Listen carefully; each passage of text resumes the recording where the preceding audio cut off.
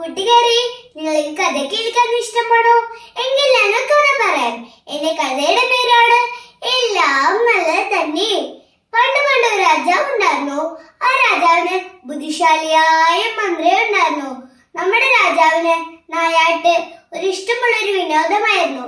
സമയം കിട്ടുമ്പോഴൊക്കെ രാജാവും മന്ത്രിയും പടമരും ഒക്കെ നായാട്ടിന് പോകുമായിരുന്നു.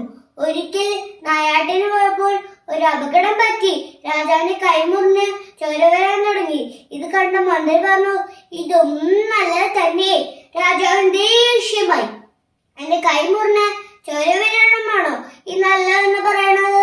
ഈ മന്ത്രിയെ കൊണ്ട് ജയിലടയ്ക്കൂ, പടമാരോട് കൽപ്പിച്ചു. രാജാവ് വീണ്ടും നായാട്ട് തുറന്നു.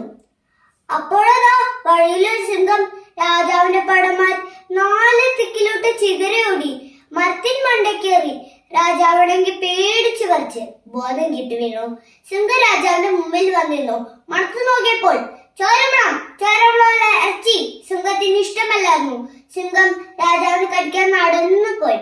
അപ്പോൾ രാജാവിന് മനസ്സിലായി, എന്റെ കൈ മുറിഞ്ഞ് ചോരയൊന്നുമില്ലായിരുന്നെങ്കിൽ ആ സിംഹം എന്നെയും തിന്നുമായിരുന്നു. രാജാവ് പടന്മാരെടുത്ത് പറഞ്ഞ് മന്ത്രിയെ മോചിപ്പിച്ചു. അയ്യോ മന്ത്രി, എനിക്ക് തെറ്റുപറ്റി.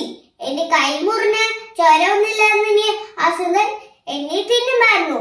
അപ്പൊ മന്ത്രി പറഞ്ഞു, അങ്ങനെ ജയിലടച്ചില്ലായിരുന്നെങ്കിൽ ആ സിംഹം എന്നെ തിന്നുമായിരുന്നു. എനിക്കാണെങ്കിൽ മരത്തിൽ പോലും കയറാൻ അറിയില്ല. എല്ലാരും കൂട്ടത്തോടെ ചിരിച്ചു. അതിനുശേഷം രാജാവും മന്ത്രിക്ക് കുറെ സമ്മാനങ്ങൾ കൊടുത്തു. കൂട്ടുകാരെ, ഈ കഥയിൽ ഒരു ഗുണപാഠമുണ്ട്. നമ്മുടെ ജീവിതത്തിൽ എന്ത് പറ്റിയാലും നമ്മൾ അത് നല്ലതിനെന്ന് കരുതണം. നന്ദി.